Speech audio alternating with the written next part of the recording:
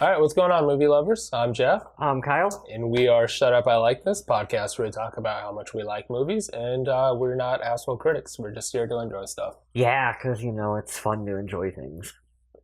Novel. Whoa. Well, I know that's like a novel concept on the internet. Yeah, I know it. Yeah. Yeah, especially today, doing this. It took me a while to watch it for that fact because I was kind of an asshole about it. Yeah. Yeah. The Mummy 3, Tomb of the Dragon Emperor, 2008. I know you kind of want to. I want to talk about that later on. Sequel to The Mummy 2. Mm-hmm. And, Scorpion King is in there. Scorpion King's in the Doesn't that have its saga. Own trilogy of... It's on like a more pentology. Yeah, there's a lot of That'd be a fun, weird rabbit hole to dive down, because fucking no one has seen anything past Scorpion King. The Scorpion King. I know of them because once you get into like 3 or 4 Dolph Lundgrens in like it, Chuck Liddell. I think Chuck Liddell is in one. Liddell. Yeah. That'd be that's like one of those days when you're like, I just feel like wasting my life today. Let's watch Scorpion King 1 through 4. You're homesick. It's wintertime, it's a blizzard, you're fucking not doing shit. You're gonna watch fucking Chuck Liddell Scorpion King movie. Right. So let's get into Mummy, Tomb of the Dragon Emperor, which was interesting, to say the least. This is episode number 41. We just did our live episode, which I thought went really well. We had, at one point, it said we had 10 viewers. Yeah. So that's pretty awesome. We had a couple comments going. We had a little feedback, but not bad for our first. A little bit of a microphone issue, maybe. But I was quiet. I think I think so. I got that figured out. The magic batteries. We'll see how that works. Yeah. That's fun though. That's just like another tool that's like in the bag of tricks that we can pull from. And we had the live pictures behind us. Yeah, I know. That was pretty neat. Cool. Yep. I liked it. So that went really well. We missed last week. When this releases, we missed last week. Just busy things came out. You went to a Comic-Con up in Minnesota. I was in a con. You should tell everyone who... you saw some cool people. Darth John Maul. Rhys Davies, Gimli, Darth Maul, Ray Park. He was cool as hell. Laurie Holden, Walking Dead, The Mist, Silent Hill. Mm-hmm. It was nice. It was very clean. Yeah. It was in St. Paul. Was that the one that Jason Momoa was supposed to be at? See, we were going to go to Des Moines for that con. Yeah. And then he canceled. Backed out. So we're like, we usually do this every year. And then the guest list was kind of meh. But I'm like, Jason Momoa. So then we kind of looked at some other stuff and found that one. So went up to St. Paul, Minnesota, and it was a nice venue. It was open. There was a lot of room. It was clean, very clean.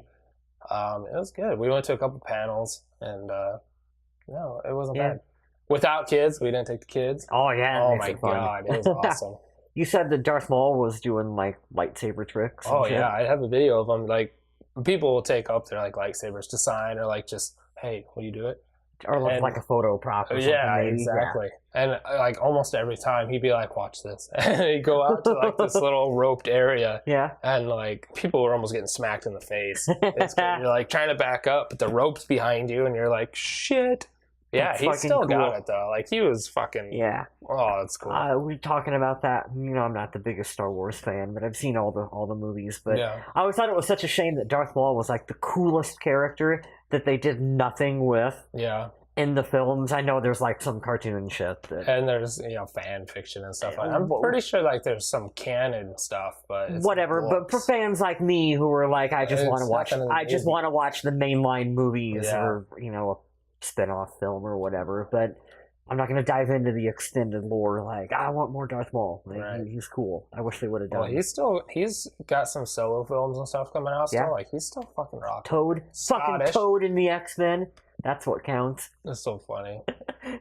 Yeah, he was cool as hell. Yeah. He was probably my favorite one that we saw. He was so humble and just down to earth and cool motherfucker. He's short guy. Yeah. he was Surprisingly. Like my size? Yeah, he was. That's cool. I bet he was probably like 5'7"-ish. Yeah, I'm 5'7". So, yeah, he was a little guy, but goddamn, cool. He kicked my ass. Him and Danny Trejo. Yeah, in a fight scene. Yeah, it was crazy. That's cool.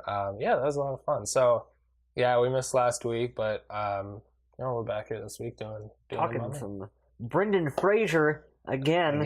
The Fraser. I mean, we picked like his two kind of terrible. I mean, not terrible. I mean, like on his lower resume. Yeah.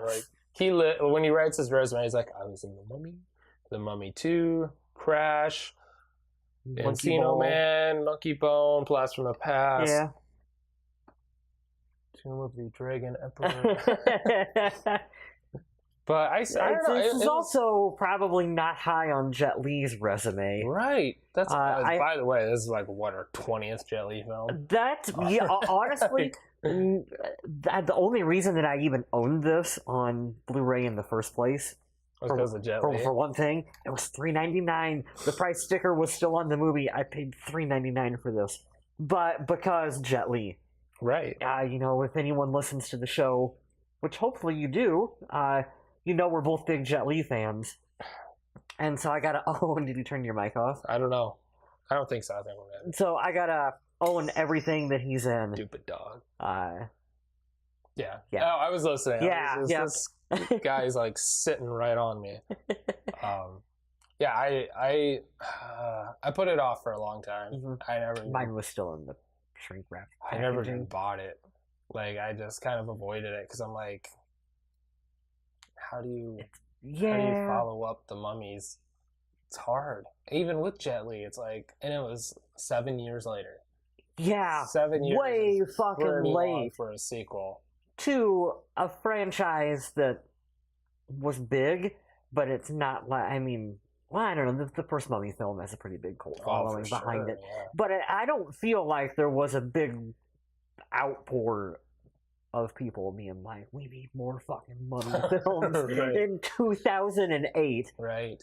I think it was just an outcry for more Brendan Fraser. More Brendan Fraser? I don't know if there was that either. Other than you and me, we're the only two. I don't know. I bet he's got a pretty big following. I bet if he needs to get on Twitter. He does.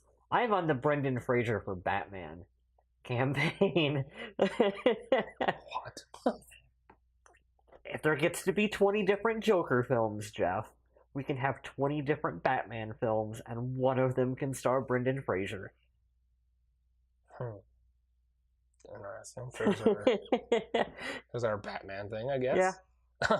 Anyways. I want someone to Photoshop that. It would be awesome. Let's get into Rotten Tomato scores. So this is pretty low on both accounts. Yeah.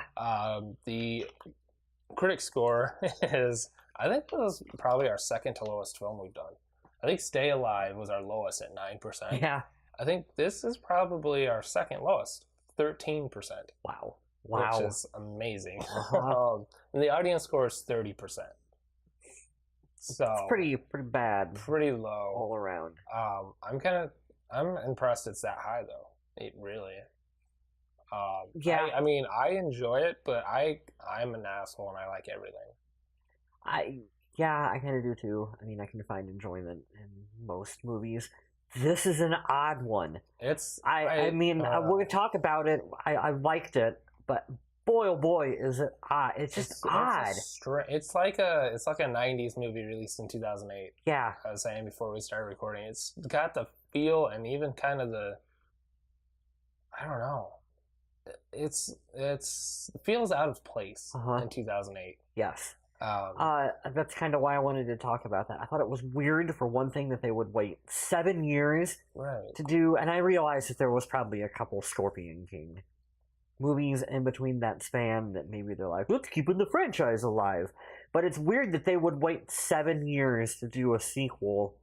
We're all the way up into 2008. This is when Iron Man came out, and this is when The Dark Knight, Heath Ledger, Chris Nolan, is breaking it up at the box office. 2008 was a big year. A big year for films. And there's a Mummy film with Brendan Fraser and Jet Li in the middle of all of that shit too. If I said it feels like a 90s film. if this would have been in like 03, 04, I feel like it'd have been a lot better. I think maybe in 2008, if I can kind of go back there, and I remember going to theater, seeing Dark Knight and stuff, trying to compare it, or not even compare it, just like line it up, with the usual suspects. It's like Dark Knight, Iron Man. What else was 08? Without IMDbing, I don't know. Or is some other big movie. Yeah. No Country for Old Men? Was that 07? It was around in there. I think it might have been 07. 07, maybe. But it's still like a fun cheese movie. That kind of, it still kind of fits in that universe. A little bit. I don't know. What I thought was odd about it is that 2008 doesn't seem that long ago. And, like, the movies from... I don't know.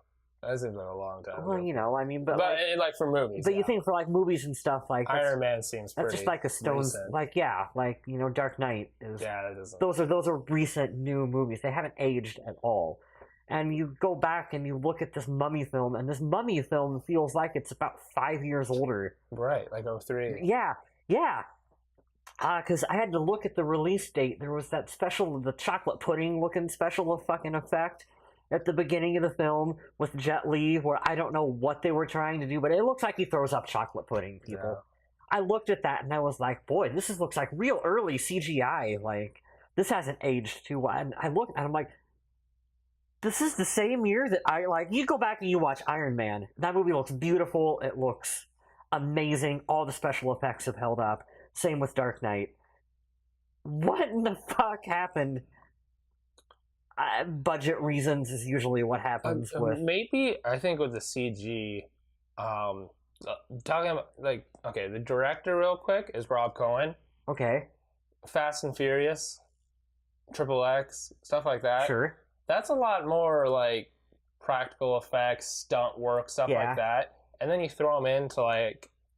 The Mummy, first of all, you have an entire character that's essentially CG throughout the whole movie, plus all this other CG shit. It's like, I bring it up all the time, but it's like when Ben Affleck was asked to direct BVS, he's like, dude, I don't know about CG. That's a lot. Yeah. That's a lot of special effect work. It's a lot of what Kevin Smith says, too. Exactly. Yeah. I feel like they took a director that's a stunt director, practical effects stuff, and then they're like, here you go, and by the way, it's a fantasy world. And he's like, shit.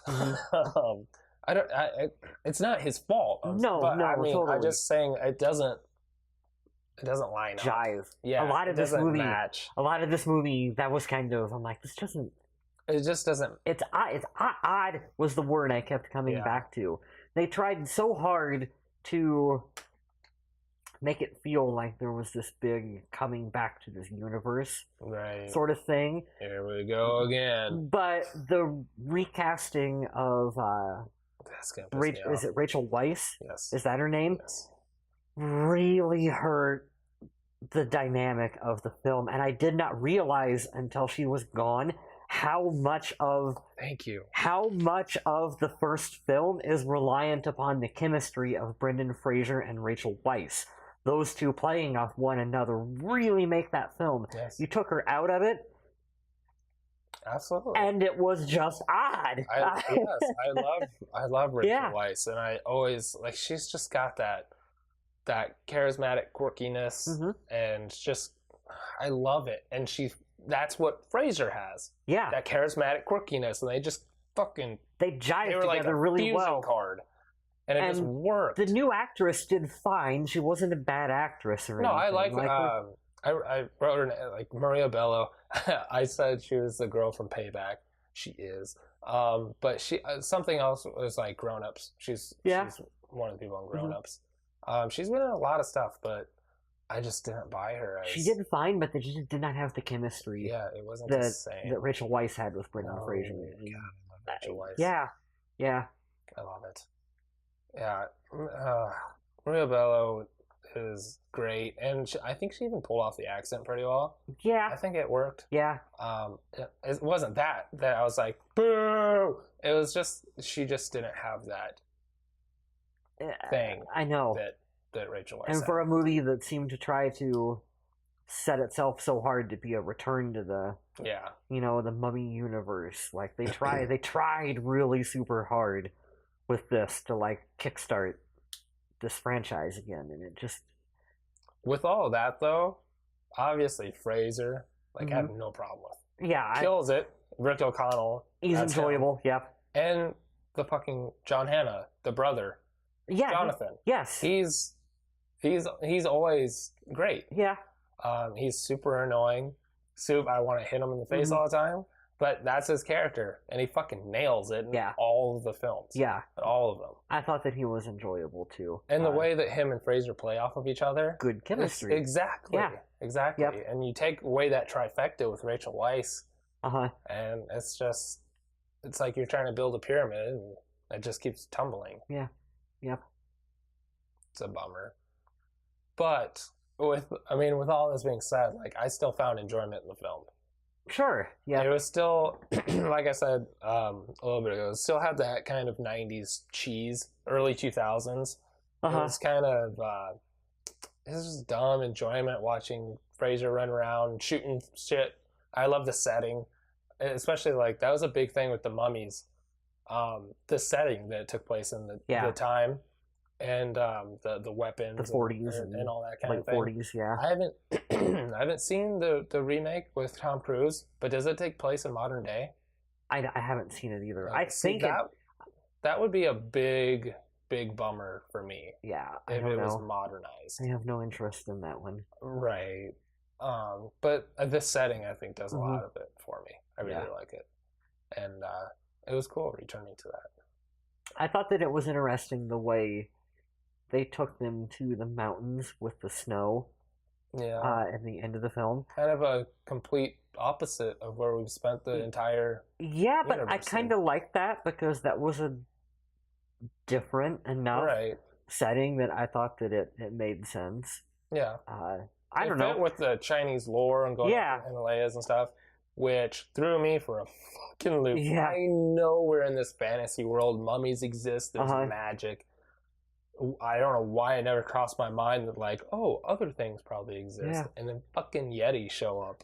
That was weird. Again. It was just, like, I mean, I guess. It's a fantasy setting. Yeah. But it was just like, why didn't you call for them a couple minutes ago? Like, what are you waiting for? Do you owe them something if they come? Do you have to pay them? You know what it reminded me of? Remember the first Uncharted? Vaguely. I got into it about the second, third, and then I still haven't finished the fourth. Yeah. I think a lot of people picked it up with Uncharted too, but the first Uncharted game is just midway through, there's like fucking Yetis. What the fuck? Yeah! I wanted to make that comparison to where a lot of this movie to me felt like someone played the first Uncharted game. That's funny, because we just talked about the Uncharted thing that just came out with Nathan Fillion. Yeah. I could see Fraser in that role. Yeah, I was kind of Nathan Drake. I was kind of thinking that too. Like, he would have been an interesting.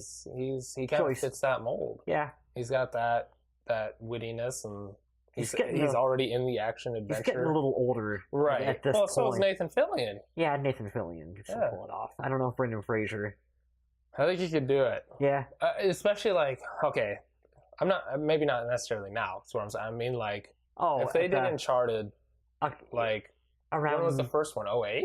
07? The first one? Was it really? Give me a minute and I can tell you. Okay. But, I mean, if they did it around that time when Fraser was still kind of in his prime and making all these films and stuff, I bet he could have fucking nailed it.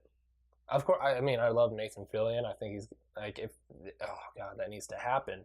He's going to crush it. He is Nathan Drake. But, if I had to have a fallback, in like 2008. It would have been 2007 when the first Uncharted one came out on the PlayStation 3. So, actually, if they would have like greenlit a movie, and I'm just saying, like, my first choice is Nathan Fillion. Totally. Yep. If something fell through and they're like, you know what, he's doing this, they're rebooting Firefly, they're doing this thing. They're bringing back everybody. Don't tease me. Don't tease me with more Firefly. And then they're like, okay, well, we got our second pick, Brendan Fraser. I've been like, fuck, okay, let's do it. Yeah. I'd be totally on board with that. That's funny that you brought up Uncharted, because I wrote down somewhere, I'm like, Nathan Drake, question mark? A lot of it reminded me of Uncharted, just the way... It's that action adventure. And even some of like one of the puzzles at the beginning of the film where Brendan Fraser's son, they dump compass thing, the compass thing, and it opens up. That's like a puzzle from Uncharted, right? Yeah. Well, I mean, that's essentially what the Mummy movies are in the beginning. Yep. Just that action adventure with Indiana Jones, that touch of fantasy. Yep. Indiana Jones, exactly. God, I love those movies. Just all that action adventure, like that's a great comparison. Indiana Jones and Rick O'Connell. Yeah, it's like the same thing. I think just in two different eras. That was clearly an inspiration for the first Mummy film. Yeah, was to make it like an Indiana Jones with a little more horror. And then Nathan Drake with Uncharted. It's like, keep these coming. Because I love these genres. I know. Action, adventure, and fantasy. I've said it 7 times now. Yeah. But just, I fucking love it. Yeah. It's so much fun. I'll be interested to see what they do with the actual Uncharted movie with Tom Holland playing a young Nathan Drake. Because I really like Tom Holland. He's Spider-Man's best Spider-Man we've had by far. Wow. By far, Jeff. Any other opinion? He doesn't use Spidey sense. Yeah, he does. No, he doesn't. Yeah. In the new... They give him the stupid suit, and it targets everything and says, that's there. It's like a little baby Jarvis. Spidey sense, because have you seen Infinity War? No. So... I'm going off of Homecoming. So you pissed me off. So you don't know if you haven't seen Infinity War. No, there's a scene where... so where was it in Homecoming? He's still learning to be Spider-Man. He should have Spidey sense. He's a kid. Whatever. He's a kid. That's like his Batman Year One in Spider-Man Homecoming. Well, Batman was still a badass. We're off subject. Yeah, I think that'll be interesting to see Tom Holland in the Uncharted film. Yeah. Why not stick to the material? Yeah. You know what I mean? Why do they got to make everything like when he was a boy? I know, especially because the perfect casting is like right there. Exactly. It's Nathan Fillion and it's Bruce Campbell. Literally right there. Yeah.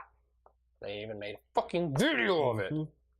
How hard is it? Who is working these places? They're sitting at their desk and they're like, hey, did you see Nathan Fillion made an Uncharted fan film?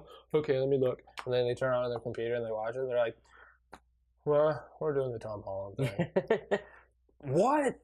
They hire executives who don't care about this is why source material. Who does Uncharted? Is it Sony? That's Sony.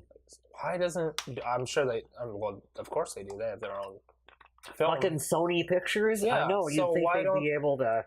I don't get that. There's too many loops and workarounds for that shit. Those companies... Well, companies that big, like the Sony that does Sony Pictures and the Sony that does PlayStation are two. And then you got Sony Online Entertainment. They're two separate big fucking entities that probably don't have as much overlap as what you would think they would. Well, if they would hire me, I could fix all that. Yeah. I know what the people want. Although we're doing a lot of Spider-Man talk, I did hear that part of the reason for getting Spider-Man into the Marvel universe involved cutting a deal to make that exclusive Spider-Man game for the PS4 like a Sony exclusive. Like that was part of the whole negotiations. Like, we want a game with the character from a top fucking studio, and that's why it's only on the PS4, which I thought was kind of cool. Of like Sony, the movie studio, looking out for Sony, the gaming company. I don't know. I just thought that was a neat piece of trivia. It is. Yeah. What the fuck are they doing? Anyways, enough Spider-Man talk. I don't even remember where we were at. We're talking about Brendan Fraser and just like how enjoyable he is as Rick. Oh, right. And then John Hannah, of course, fantastic as Jonathan. Jet Li. What do you think of Jet Li? Well, he wasn't in the fucking movie. Yeah, I know. I'm glad you said that. It was fucking... Which, I mean, I've got some trivia about it. But Yeah, like they have that great opening of him just kicking ass and taking names. I was super excited. I'm like, fuck yeah! Oh, I'm like, oh, Jet Li doing Jet Li shit. Exactly. And then they're just like, chocolate pudding, see you at the end of the movie. Like, Yep. No! Even with the first Mummies, you could still tell it was fucking... I can't remember his name. The guy from Titanic. It's I always want to say Steve Zahn, but that would have been an amazing recasting choice. I don't think he's in Titanic. Wouldn't it's not. I have a child. Billy Zane. Billy Zane. It's not Billy Zane. I always get those fuckers confused. They're similar for sure. Yeah, that's funny. I never realized that until you just said something. In my mind, Billy Zane is the bad guy from Titanic, and he's the bad guy from The Mummy. And it fucking fits. Are they different people? Yeah, they're two different people. Yeah, I'm gonna retire now from this podcast. I can't handle. Well, you got your phone right there. You should. The Mummy was. It's as soon as I hear it, but while you're looking that up, fucking in the first two Mummies, even though he's mummified, you can still tell it's him. And then they kind of do that cool, like he's regaining everything. Alex Lord? No. Fucking, just a second. Oh man. Like you can still tell it's him. And then throughout the Mummy 3, you can there you go. Arnold Vosloo, exactly. He's one of the bad guys in Darkman. So he is, isn't he? Arnold Vosloo, right? You can still tell it's him. And throughout the Mummy 3... You can see how I would get him and Billy Zane. Oh, yeah, right. For sure. Are they related? God damn it.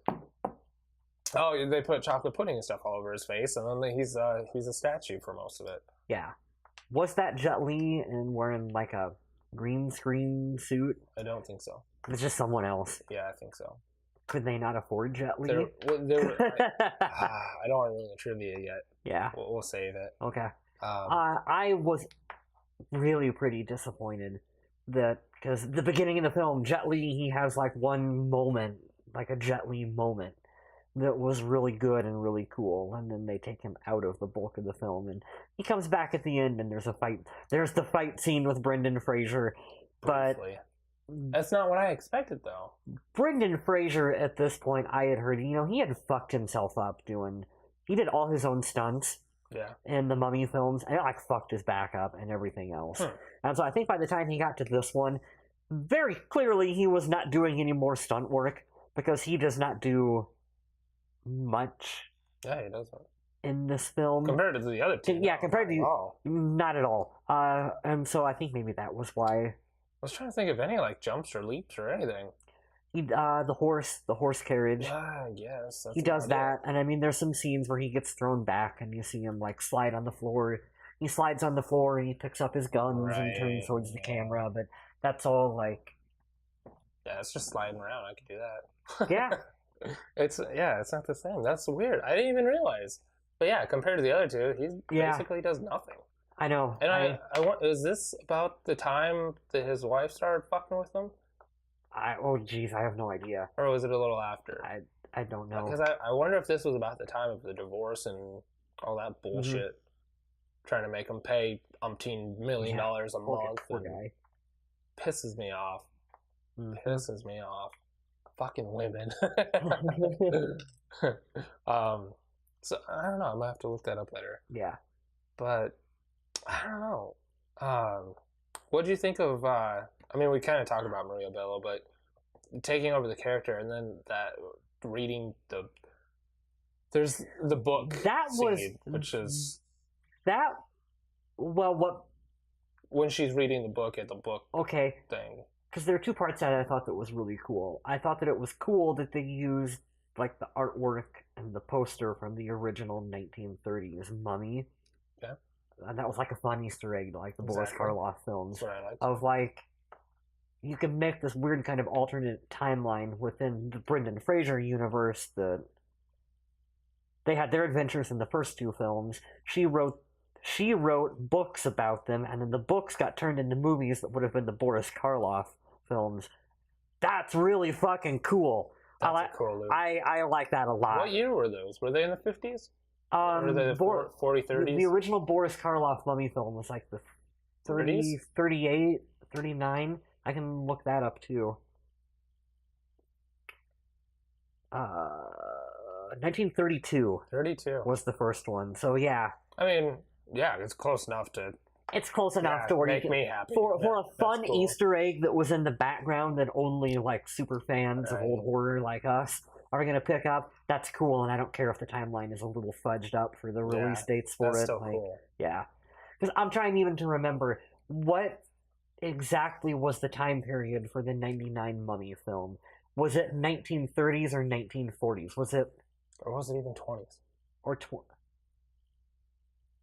I don't know, Jeff.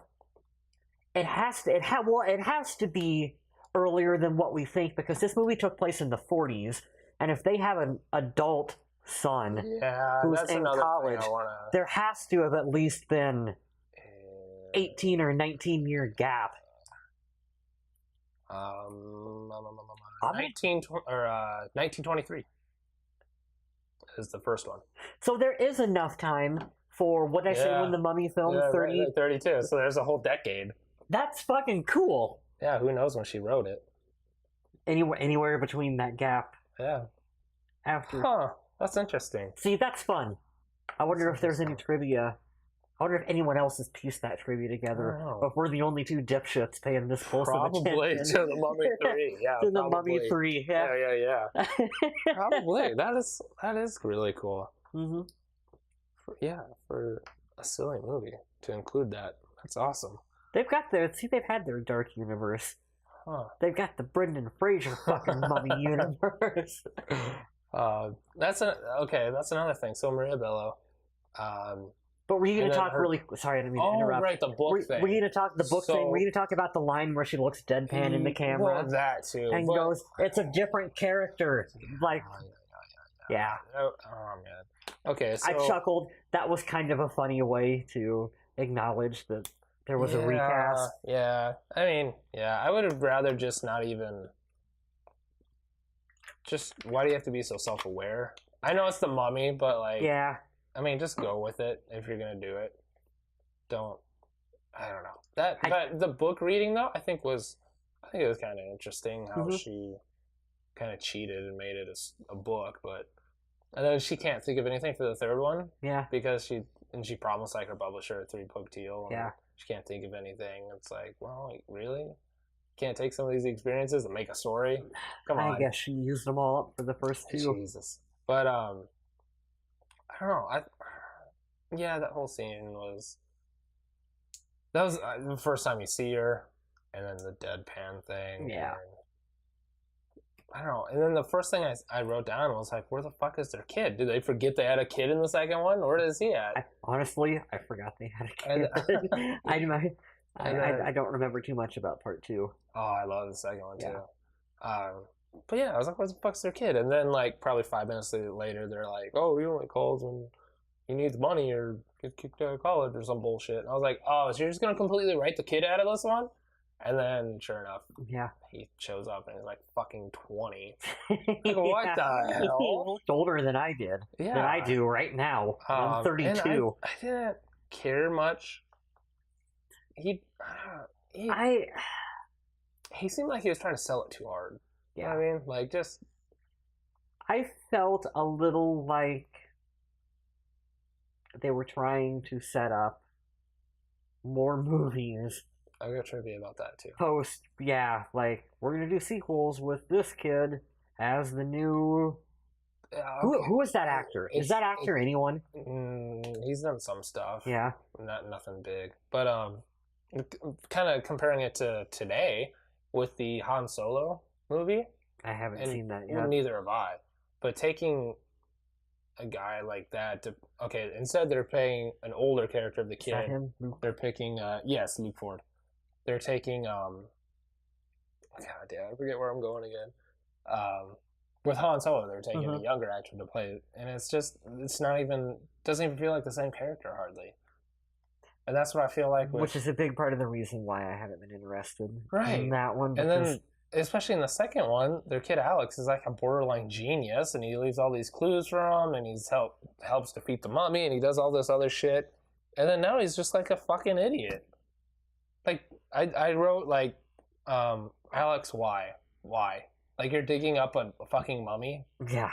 What the... Do you remember, like, 10 years ago? Dude's got, like, nothing. Yeah, he's... Yeah. But it's just, like... They tried to really make him feel like a young Brendan Fraser. It was nothing like it. Uh-huh. Like the Han Solo and... Yeah. And yep. It's not... It's hard. I understand it's hard, but... Could do a little better. From a writer's perspective, don't you kind of get what they were trying to do with this movie? Yeah. They were trying to set it up for, like... More movies. They're retired, and what would get them out of retirement? Something involving their son, and he can pick up more of the action beats than what Brendan Fraser can and stuff. I don't know. I think Fraser, if they would have given him more. Yeah, I don't know, man. I don't know. I don't think he was down to do too much. But, I mean, I've got more trivia about it, too, so... Okay. I've got a lot of trivia. So, about an hour into the movie, they finally say Terracotta Army. Yeah. And the whole time, I'm like, I know we fucking read about this. I know we learned about this. What the fuck is that called? You have a better memory than I do. And then, like, an hour into it, then they're finally like, Terracotta Army, and then it clicked. I'm like, duh! You couldn't have said that, like, within the first 5 minutes? Fucking... I don't know. That bothered me. I did kind of like he did the slide. Brendan Fraser did the slide, picked up both his guns, did that. That's kind of like his signature shot in all the films. Cool. I like that they brought that back. The Here We Go Again. That could have been... I think that was in the trailer. Was it? Yeah, I'm pretty sure. And that's like... Yeah, I'm ready for that. I wanted more Fraser, Here We Go Again. Mm-hmm. I think we joked about... Last time when we talked about this, brought it up, like, oh, we should do that. We talked about, we wondered if there was a fight scene with Jet Li and Brendan Fraser. And there ended up being, but I remember joking, like, it'd be awesome. Like, in the first one, when the Scorpion King comes out, and all the terrible CGI, might have been the second one. It's the second one when the Scorpion King. Him, just holding it, running and jumping over shit and hiding. Yeah. Like, I wanted Jet Li to be, doing flippy shit, kicking in the air and doing all that shit, and Fraser just running away and being Brendan Fraser. But what we got was kind of a lackluster finale. Yeah. So I was kind of upset about that. With all of this said, though. It was very quick. Yes. You can always tell when they're trying to hide action. When it's very... We go from this to a shot behind. Right. And it's just snapping back and forth. You can tell they're trying to hide something. Right. And then... kind of off and on. Fraser's voice kind of went weird for me. I don't know if you noticed the same thing, especially up in the mountains. I guess I didn't. He kind of he was trying to project more bravado or something. It was different. I picked it up and I was just like, this just doesn't sound like him. I guess I didn't pick up on that. It was, I wrote down something like that. I like how they kind of mentioned the first two sequels. Yeah. The kid's talking about you've only killed one mummy. He's like, the same one, but twice. Yeah. I thought that was really good. There were some funny moments. Yeah, for sure. Another thing that I picked up was, it's in subtitles, but Jet Li says, "Death to General Ming!" Flash Gordon. Yeah. "Death to Ming!" I don't know if that was a reference or if it was just like deadpan, but I loved that. And then I kind of liked the ending when Jonathan has his diamond and he gets in the back of the cab. And he goes, next stop, Peru. And it says, and shortly after, there were mummies in Peru. I'm like, yep, all right. Sign me up. I like the way that it didn't try to take itself too serious. Absolutely. I think that we've been kind of harsh on this film. That's something we should give it some praise for a little bit, is that it tried to be more of a family-oriented, we're not going to take ourselves so super fucking serious. Like the first two. Yeah. The first one is darker. The first one's darker than what you remember. Oh. Yeah, it's kind of a horror film. I mean, I know Arnold Basil is really scary and everything, but I would almost let my... no. There's a lot. I would almost let my 3-year-old watch The Mummy. There's a lot of shit in The Mummy that would terrify your kids. Yeah, the Beatles. The Beatles. Oh, I forgot about the Beatles. The part... Well, for one thing, the part at the beginning of the movie where they cut the guy's tongue out and they put him in... yeah, and I guess he sucks the souls out of him and they, deteriorate. There's a lot of darker shit. And people getting crushed. There's the acid. Snakes. Remember the acid trap? Where they go and it shoots them. You see the diggers turn and they got the melted faces and the boils. That was in here too. Yeah. Huh.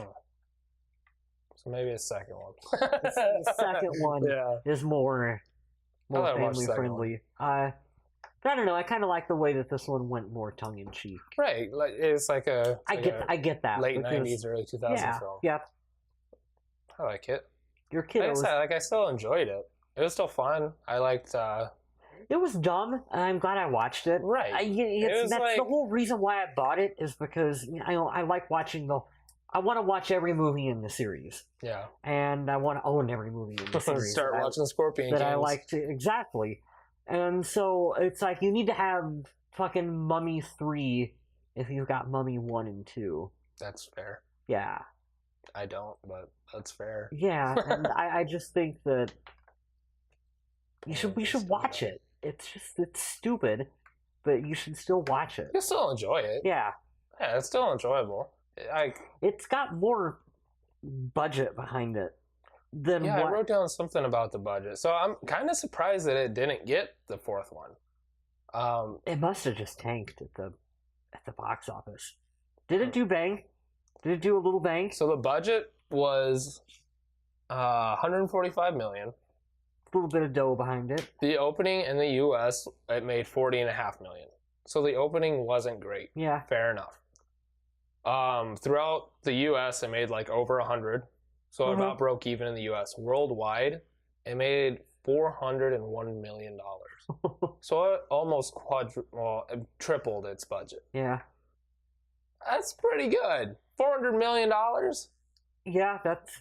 So I'm kind of surprised that it didn't get the fourth. I almost wonder. I had thought about this too. Some movies are just made with an international box office in mind. Yeah, and if you throw in Jet Li, and you sell half of it in China, I wonder. All of it in China. Yeah, I wonder if the reason why a lot of this had to do with China is because this movie was done with that box office in mind. Well, yeah, I would assume so. I mean, if you're setting your movie there and you're pandering to, you have all these Asian actors. Yeah. Sure. Oh, wait, I feel stupid. We didn't even mention Michelle Yeoh. Oh, yeah. Crouching Tiger, Hidden Dragon. Yep. Yeah. Holy shit. And she's in The Mummy, Tomb of the Dragon Emperor. Pulls a dagger into herself. Yeah, to grab the knife and shit. Yeah, the knife out of his side. I thought that part was cool. Yeah. That's Michelle Yeoh. That's awesome. Yep. I didn't even... the whole time I'm watching you don't even realize that. Oh my god. Until the end, I'm like, Michelle Yeoh. Fucking, that one movie, Crouching Tiger, Hidden Dragon. And wasn't she in, was it Iron Monkey, maybe? Possibly. I guess I'm not up on her. I think it might have been Iron Monkey. Yeah, she's fantastic. And the next thing you know, she's in Tomb of the Dragon Emperor with Brendan Fraser. But... I mean, especially with Jet Li, Michelle Yeoh, you have to expect that. It's like, I mean, this is kind of a poor example, but let's say you put, who's your favorite actor, Tom Hardy, Idris Elba. Okay, let's say you put Idris Elba. He's huge in the U.S. He's huge everywhere. Let's say you put Idris Elba in a film set in China. Yeah. And he's the only American actor, though. I mean, it's a Hong Kong film with Idris Elba. That's cool. You're selling me. You're selling me on this fucking movie. On this make-believe movie. What's the movie about, Jeff? He's a British detective assigned to protect the Chinese president, Jet Li. And then things go awry, and he has to Liam Neeson take and kill everybody. Yes, I am on board. So let's say that happens, right? It's fights a lot of people with ninja swords.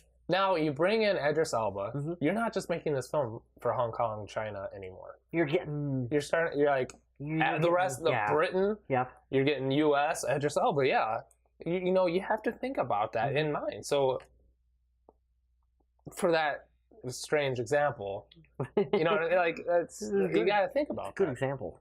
I'm on board. There you go. Yeah, let's make this happen. Yeah, kickstart that shit. Yeah, I absolutely have to think about that. And I think that's an issue with a lot of movies now is everybody's becoming a box office professional. Yeah. When you were younger and you went to go see The One, do you fucking care how much money was in it? Do you fucking care how much? No, you go to see the movie because you fucking want to see it. I can't get on Facebook now without someone going, "Oh, it made the budget for Justice League $200 million, and they only made 350, so it's a flop. It made more money than it cost. That's not a flop." Yeah. I get irritated by that too, because it's always Justice League that everyone's always lately. Of all of the things that are wrong with that movie, who gives a fuck really about the budget? No. I really don't give a shit. It's not my. Who are we to care? Yeah. What are we gonna do? Yeah. I go through this the most you can do is go to the fucking movie. Yeah. That's all. That's it. That's the power. It's the same as voting. That's the entire power. We have the power. If you go see the fucking movie, you buy your ticket, you've done your part. Yeah, don't you go through this every time when like the Seahawks or whatever will sign a player to a contract, like a big contract, and half the comments will be from fans bitching about how much the team is spending for it. Yeah. And I'm always like, it's not fucking coming from my pocket. Exactly. It's not. You're not paying for this player. Yeah. Maybe let the people who are in charge of the salary cap fucking make the decisions. Exactly. They know what they're doing. It's the same thing. It's like, I don't have the fucking books. They do. So. They know what they're doing. Yeah. Let them do it. Congratulations. Yeah, that's why they work there, and I write a magazine. Yeah, so. Congratulations! Like I'm sure that bothers the hell out of me. I'm sure Warner Brothers was fine in spending what they spent for Justice League, and making back what they did. Yeah, we left. Which worldwide, I don't even fucking have the numbers in front of me. It killed it worldwide. We came back with more money than we left with. Oh, boo! Such a failure. So that's what I'm saying about this. I get irritated over that shit too. Let's calm down for a minute. Let's bring ourselves back. Cool. So anyways, this tripled its budget worldwide. That's kind of... That's good. That's good. The Mummy Tomb of the Great Emperor Fraser made almost $500 million.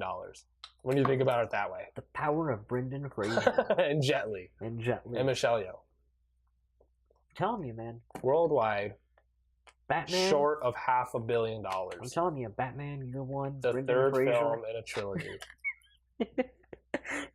Okay. Anyway, so, anyways, when we get to trivia, I'll do more on that. Maybe you could do Wolverine. So... Brendan Fraser Wolverine film. What are you even talking about now? Trying to get the man some work, Jeff. There's work for him. Gambit? Could be a good Gambit. No. No. Anyways. Charles Xavier, there you go. Just go home. We're done. End of the episode. We'll see you guys next week. Thank you guys for joining us. Now I lost my fucking train of thought. What were we talking about? No, what was I talking about? Box office. Yeah, the box office made back triple, almost $500 million worldwide. Brendan Fraser, Michelle Yeoh. Completely forgot what I was going to say. So this is great. Oh, okay. What was we both had the same first experience, but we should tell them what was your first experience with this. Watching it yesterday. Okay. Even though it's been on my shelf in the shrink wrap for God knows how long. Yeah, I just watched it this morning. Yep. So, like you kind of touched on earlier, I'm a little bummed that it took me this long to watch it. Yeah. Because I always talk about like that's what we preach. Like give movies a chance. Yeah, just give it a chance. This one was kind of put on the back burner for me, and then I finally gave it a chance. And you know, if you can look past Maria Bello replacing Rachel Weisz and that chemistry and all that kind of stuff, I still had fun.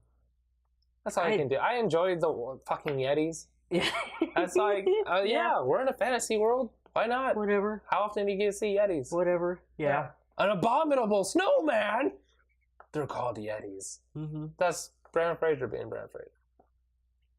I actually wanted to give a shout out to. I thought that the big kind of like fight scene at the end with the two armies of the undead was that has held up. Like, we made fun of the early CG where Jet Li turned into chocolate pudding. But the end of the movie, that's where they spent their CG budget. That holds up well, and I like the scene where Brendan Fraser and his son were talking about different guns. Oh yeah, that was entertaining. That was good. And then Brendan Fraser, nice for the audio. As I'm over here doing this the whole episode, I need to fucking not do that. Brendan Fraser had the really funny line. Is this a dream? Yeah, Inception.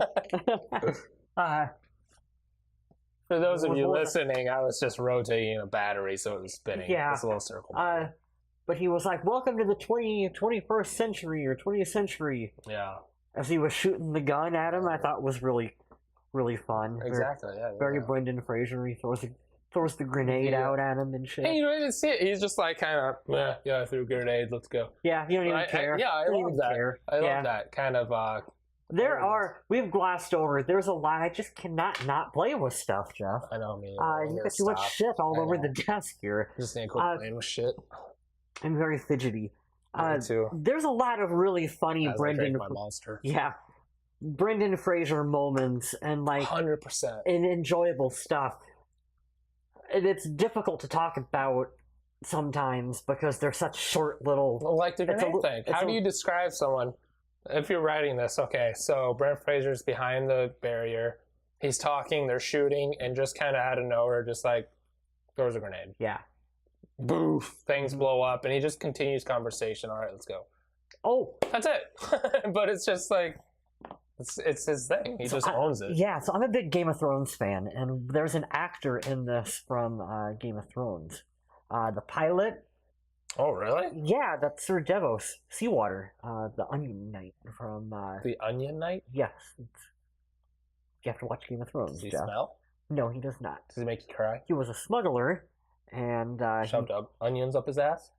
Correct. That is exactly what happened. Anyway, now I'll watch it. Not important. You'll watch it because he put onions up his ass.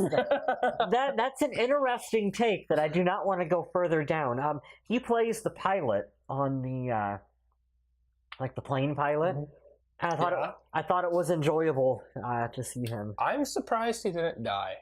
Yeah. Because in every Mummy movie, the pilot dies. Yeah. I was waiting for him to fucking die. I'm like, come on, this is a staple of the Mummy series. He has to die. They played with your expectations, Jeff. What the hell? You can't switch it up like that. No, he was fun. I liked him in this movie. I like I said, the casting of the son. That, with all that being said, I think he worked with what he had pretty well. Yeah, I think he kind of. I'm like you. I really did. He kind of like tried to oversell it, I think, but I think he did what he was told. Yeah, you know what I mean. And that's difficult, man. Yeah, act like a younger Brendan Fraser. What does that even mean? Like, how do you even? You know what? I got another call about another movie. I'm gonna go check that out. Yeah.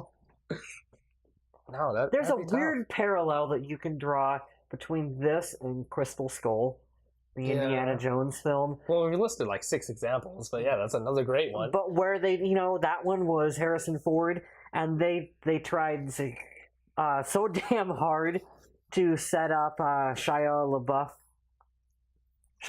Was it Shia LaBeouf or Shia LaBeouf? Shit. Even Steven. Yeah, they tried so hard to set him up. It was like going to take over the Indiana Jones franchise with the end and the hat and the not now, kid. They tried to do that in this movie too, with Brendan Fraser and this other actor to take over. Weird parallels out there. Right. I think we've mentioned this before too. Like, when you think about like Harrison Ford, trying to find a younger Harrison Ford, we talk about what was one of the other examples? Harrison Ford as Han Solo and Indiana Jones trying to find a younger one. A lot of Harrison Ford. It turns out it's really difficult to replace Harrison Ford. Right. Yeah. That's what. It's weird to think of Brendan Fraser as like along those lines. You know what I mean? Like in his own odd way, they have the same problem. Exactly. Like if you're in a conversation and you're talking about Harrison Ford movies and Harrison Ford this, and you know he's a top tier actor. Yeah, he's done incredible things, and then you're like, you can put Fraser up there. Yeah. But when you talk about his movies, it's like it's just a different. They're in the same league playing a different position. Yeah, Yes. Like one's a home run hitter, and one's a quarterback, one's a fullback. There you go. Is that a good kind of football analogy? Harrison Ford's QB. Harrison Ford's QB, you get all the recognition. Brendan Fraser's a fullback. Is diving in for those last minute touchdowns. Fullback position's almost dead, but you kind of got to have one on the roster, and they're important to the team, but they don't get any of the credit. He doesn't get a lot of credit. That's Brendan Fraser. He's a fucking fullback. I love Brendan Fraser. But it's funny that we've only done 2 Fraser films and they've been within like the last month. Yeah. We've talked about him so much though. I know. Like we've talked about before, we're really excited for the new stuff coming out, seeing Brendan Fraser. And comeback. Don't call it a comeback. Can't wait. Been here for years. Yeah, so do you have a favorite scene? That's difficult. Yeah, I really don't know. Because I don't really have one specific scene. I liked a lot of smaller moments. I thought there were good character moments throughout the film. Good Fraser moments. Yeah, or even like the very beginning of the movie, there was like a cool Jet Li moment. But it's only a moment. It's only there. And I think that's kind of the story of this movie. They're so close. They were right there. Couldn't quite go the full way with it. I think a lot of it came down to the writing and directing. Yeah. They picked... I love Rob Cohen. He's done great work, but this just isn't his alley. The script needed, like, one more pass. Right. By a really good writer to go over top of it. Like, it needed just that one more... David Esquire. Come in and fix stuff up. No. Yep. It needed, like, the Ben Affleck. Really good screenwriter. Oh, okay. It needed him to go over top of it. And for him to have a cameo in the movie. He'd have been like, guys, what do you do? Now we gotta start over. He'd rewrite it and it turned into Argo. The Mummy, Tomb of the Draken Emperor. Thank you for this Oscar. I just wanted this. Oscar-winning mummy film. I don't know. That's anyway, I would say that my favorite scene was the end, like the army battle. Sure. Yeah. And they've even done that in every film. Yeah. And they always crush it. It's always great. And that kind of brings me back to my favorite character from the first 1 and 2. What's his name? Ardith? The guy with all the tattoos and the sword, and he helps out. Oh yeah, he was in Resident Evil. Yeah, exactly. Yeah. And I think did he play Carlos in Resident Evil films? Extinction and yeah. I think he's the second one. Too. Yeah. He's cool. Yeah, I like him. He's got the weird fucking ears. He's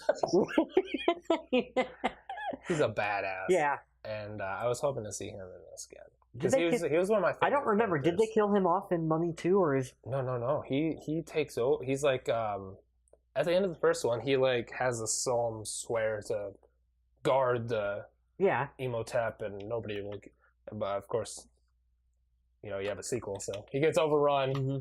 And then at the end of the sequel, I think, he's back to guarding and being a king or whatever, and... That's cool. He was a cool character. I would have liked to have seen you seen Aladdin 3, Prince of Thieves? That's a weird cut. No, I have not. He'd be the perfect Aladdin's dad. I'm not sure I've ever seen Aladdin 2, let alone 3. Okay, well, in 3, Prince of Thieves, you find out that Aladdin's dad is like this runaway prince, and he has this band of thieves, and they go around stealing stuff. In the end, he ends up, he's a good guy, he has a heart, he cares about Aladdin. But I think it was Oded Fair. He'd be the perfect dad for Aladdin and Aladdin 3, Prince of Thieves. Yeah. Awesome. That's what I always think of. I like that. So there you go, Aladdin fans. You ready for some trivia? Yeah, you've apparently got good stuff. Yeah, I got some interesting stuff. So there were several rumors on why Rachel Weisz wasn't involved. There was one going around about she had her toddler at the time. She didn't want to be away from her toddler for too far. That makes sense. That was just a rumor. There was one about she didn't like the script and the director, so that's why. There was another rumor. Turns out she stated in an interview that she just had too much other work going on. She was in 2 other films that year, I guess. Okay. So that's why she wasn't in it. It wasn't anything to do with this, with the cast or the director or anything. She was just busy under contract and stuff. Happens. So that, dang it. Oded, I think his name is Oded Fair, was asked to reprise Ardith Bay, my favorite character, but he said he's busy guarding Imhotep. There's no Imhotep, there's no reason for Ardith to be there. I'm like, God damn it. Could have done a favor. Cared about the character too damn much for a franchise that didn't even have that much backstory. So that was kind of a bummer for me. I really like his character. Yeah. This is, well, I'll say this one for last. So rumored for Alex, their son, was Alex Pettyfer. Who's that? I would have preferred him, actually. He's in I Am Number 4. And the main guy? Yeah. Okay. And he did Beastly. Okay, I know who you're talking about. Yeah, I really like him. I like him. He needs to be in more shit. Yeah. I think he would have done great as Alex. I think he would have done a little bit better. Yeah, I would have been on board for that. Him. I think so too. Yeah. There was an extended fight scene between Jet Li, Fraser, and Alex, or whatever the actor's name was. And it can be found as a bonus on the Blu-ray. Oh, I got the Blu-ray at home. There you go. I haven't watched it. There's an extended fight scene between that, but it was cut down for it's a 2-hour movie. Yeah. So, which I didn't know until this morning. I'm like, oh, shit. So this is kind of the big one we've kind of touched on a couple of times. Very interesting. The cast of the third one, all of them signed on for a sequel, the fourth one. Obviously it didn't get made. Ended up getting rebooted. But it would have been The Mummy 4, Rise of the Aztecs. Okay. Brendan Fraser and the cast of the third film all signed on for the sequel. Are you ready for who would have been the bad guy? Do you have a guess, maybe, for Aztecs? Who would have been the bad guy? Would it have been, is this feasible that I could even guess? Yeah, I think so. Who would they have won? A good Mexican or Spanish actor that could play a mummy Aztec. What do you guys think? Benicio del Toro? That's really good. That's a good guess. Yeah? So it's along those lines. Okay. Antonio Banderas. Honestly, he was my second pick for that. Thinking about that made me, I had goosebumps. That would have been cool. Yeah, I love it. Antonio Banderas. That would have been cool. God damn it! Why didn't they do that instead of the Tom Cruise film? I would have watched that. No shit. Yeah, for sure. That was the big thing I was saying. Mummy 4, Rise of the Aztecs. There's something to be said for sometimes you just got to keep going with franchises. And if you get Antonio Banderas, you know how Fast and the Furious is the perfect example of that shit probably should have died after the third film, right? But they kept going, and they started getting better and better and better. Mummy could have done the same thing. This one kind of had. Yeah, when you think about Tokyo Drift, it's good, but it's not Fast and the Furious. And you think about the third Mummy movie, you're like, it's serviceable. It's a serviceable film. I'll watch Tokyo Drift if it's on TV. Yeah. I'll watch this if it's on TV now. What if they did a fourth film, and what if the director was some, I don't know who. Special effects guy. What if it was... someone big. I have no idea. It probably would have been still saved as a Rob Cohen, though. Yeah. Which is funny, because you talked about Fast and Furious when he directed the first Fast and Furious. I don't know. I would have been completely on board for that. It's a shame. That script is sitting in someone's desk. Right. Make it! Sitting in someone's desk now that the somewhere. Tom Cruise one is kind of out of the picture. Brendan Fraser is getting work again. Yeah. They can blow it off and be like, Netflix. Hey guys, Netflix, buy that shit, option it out. That's another thing that we kind of mentioned last time was if they brought Fraser back, like did like a Bruce Campbell thing. Yeah, how he's doing. Yeah, like a Mummy. Yeah, like an HBO series, Netflix series. Netflix would be perfect for it because it's kind of that family-friendly oriented action adventure fantasy thing. That'd be right down Netflix's line. That would be interesting. I would binge watch that shit. Yeah, if it is a series or a movie or whatever, I would. Oh my god, I'd be the first. I'd stay up all night just to wait for midnight to watch it. Sure. I would love that shit. I love Brendan Fraser. Yeah, we should start a separate podcast just talking about Brendan Fraser. I could do how he needs to be back. Hours. We could just start. We could start from like Encino Man, and just do every film, talk about his fucking ascent, and then talk about his bitch wife, talk about that weird strain, and then, what was it? He's gonna have a comeback film. Oh, for sure. He's already got all that stuff in the works, so he's coming back for sure. And I don't know if I mentioned this, but last time we were talking about him, George the Jungle, maybe, we talked about Will Tell. Yeah. That was like a 2012 thing. There was a scheduling thing. He signed a contract. They ended up not doing the film. And so like I think he sued them because shit didn't work out. He signed a contract saying he was going to do that film. He got other offers. He had to decline because, hey, I'm doing this movie. It never went through. Things fell through. They're not doing the film. And so he ended up suing them for like, lost wages and stuff. And so that's not a thing, I guess. Will Tell is not a thing. Huh. Yeah. I checked on his IMDb and it's still listed as the top. Really? That's weird. Yeah, I saw that article. But who knows? Sometimes movies just linger. Right. Maybe they'll come back to it. I don't know. But he's another, like, Trust on television. He's got some stuff coming up. I'm really excited. He's going to get back to working. Yeah. Yeah. Very excited.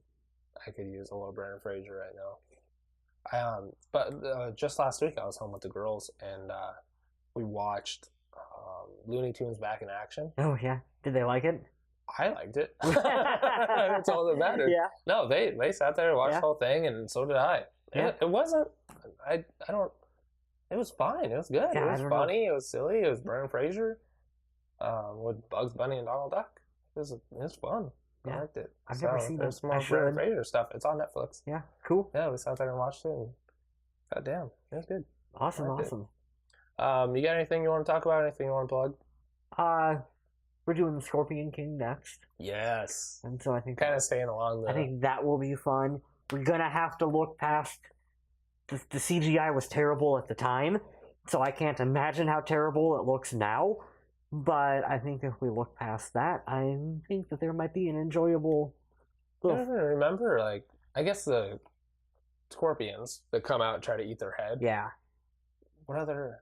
I'm trying to think of the other. Or am I thinking of the CG and The Mummy too? The Mummy too. Yeah. Scorpion King he's just a guy. He doesn't never do the full. No. Okay. No, it's different.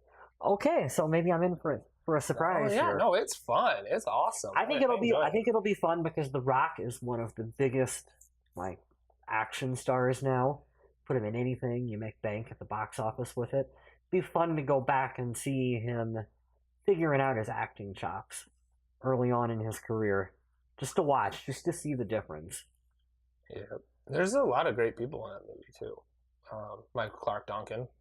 That's right. Love him. I miss him as an actor. He was. Oh my god. He was good. Yeah, he's cool. Yeah. Yeah. I'm excited about that. That'd be fun to go back. It's been a while since I've seen it. Yeah, me too. I think I'll enjoy it. Yeah. So PantheonNetwork.com. I'm still working on that. I started working on it, and then went to the con. Mm-hmm. I haven't had much time since then. So that's still being worked on, kind of getting organized, setting some stuff up. The Indie Gamer magazine's up there. Kind of got some stuff in kind of some different areas. Can I show the shirt off? Yeah. Yeah, since I got it right here. Got that. Check that out. That is awesome. Very, very, very cool. The backside of it. Oh, we should have brought the magazine down with us too. Yeah, I was thinking. Yeah, it's all over Facebook. Yeah, it would have been cool. But yeah, that's going on. First issue's out. Work on the second issue. Got some great interviews. Lots of cool stories. It's going pretty well. I'm pretty excited about it. Scorpion King 2002? 2002. Who's the bad guy? Is it him? Yeah, Stephen Brand. Yep. Then she's somebody, isn't she? Kelly? Is it Kelly who? Yes, Sorceress. Yeah, Kelly who.